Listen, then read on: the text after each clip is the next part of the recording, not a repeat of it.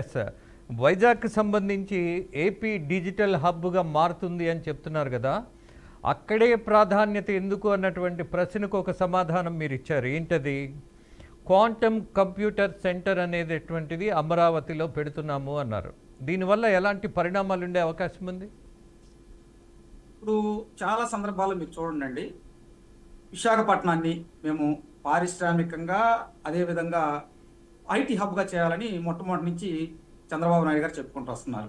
దానికి తగ్గట్టు లోకేష్ గారు కూడా మరి యుఎస్ వెళ్ళినప్పుడు గూగుల్ వాళ్ళతో మాట్లాడి ఒప్పించి విశాఖపట్నం ఎందుకు అనువైన ప్రాంతం అంటే అక్కడ సముద్ర తీర ప్రాంతం ఉంది, అదేవిధంగా అక్కడికి సీ కేబుల్స్ వేసుకోవడానికి ఒక అవకాశం ఉంది. దాంతోపాటు ఆ విశాఖపట్నం అనేది ఒక పెద్ద సిటీ, అక్కడికి అన్ని ప్రాంతాల వాళ్ళు. నిజమే. ఒక చిన్న జాగ్రత్త చెప్పనా మిస్టర్ సాహెబ్? చెప్పండి సార్.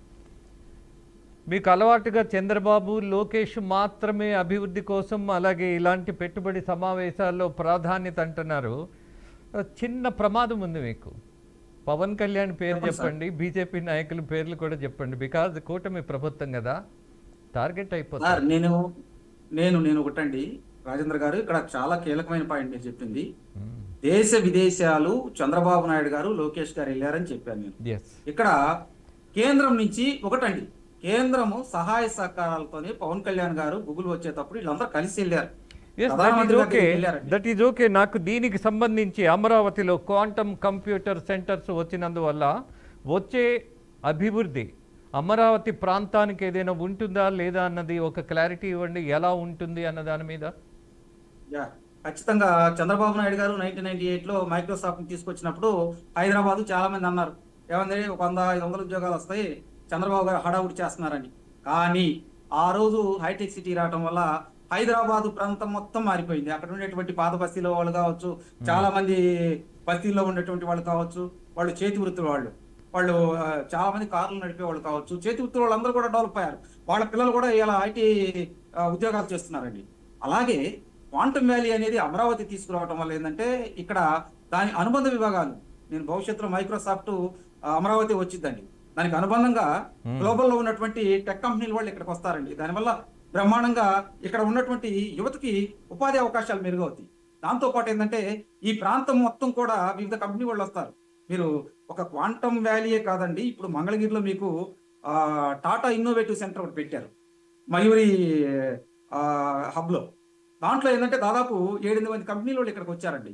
మీరు విజయవాడ కావచ్చు, గుంటూరు కావచ్చు, మంగళగిరిలో ఆ చుట్టుపక్కల ఇప్పుడు 7-8 ఐటీ కంపెనీలు వచ్చారు. అంటే ఈ ప్రాంతం కూడా ఐటీ హబ్, ఎడ్యుకేషన్ హబ్గా తయారవుతుంది. దీనివల్ల ఏమైందంటే ఇక్కడికి వచ్చినటువంటి వివిధ ప్రాంతాల నుంచి వచ్చేటువంటి విద్యార్థులు కావచ్చు, వివిధ ప్రాంతాల నుంచి వచ్చేటువంటి కంపెనీల వల్ల ఇక్కడ ఉన్నటువంటి యువతకి ఖచ్చితంగా ఉపాధి అవకాశాలు వస్తాయి. రాజేంద్ర గారు, ఎస్, ఒక్క విశాఖలోనే డేటా సెంటర్స్ అలాగే ఐటీకి సంబంధించింది, ఆర్టిఫిషియల్ ఇంటెలిజెన్స్ సంబంధించింది కేవలం అక్కడే కేంద్రీకృతం అవుతుందన్న అపార్థ భావన లేకుండా మీరు తీసుకున్నటువంటి నిర్ణయం ఏదైతే క్వాంటమ్ కంప్యూటర్ సెంటర్స్ ఉన్నాయో ఇవి అమరావతి ప్రాంతానికి కొత్త ఊపిరి తీసుకొచ్చే అవకాశం ఉంటుందని చాలామంది భావిస్తున్నారు. బట్ కొన్ని సమస్యలు ఇప్పటికీ స్థానికంగా అమరావతి ప్రాంత రైతుల పట్ల కొంతమంది అధికారులు, కొంతమంది ప్రజాప్రతినిధులు ఇప్పటికి కూడా నిర్లక్ష్య వైఖరితోనే ఉన్నారు అన్నటువంటి ఒక అపవాదం వస్తోంది. దాన్ని సరిదిద్దుకోవాల్సిన అవసరం ఉందని మీలాంటి యువ నాయకులు కూడా మీ అధినేతల దృష్టికి తీసుకెళ్లాల్సిన అవసరం ఉంది. Thank you for joining mister SP Saheb. Wishing all the best.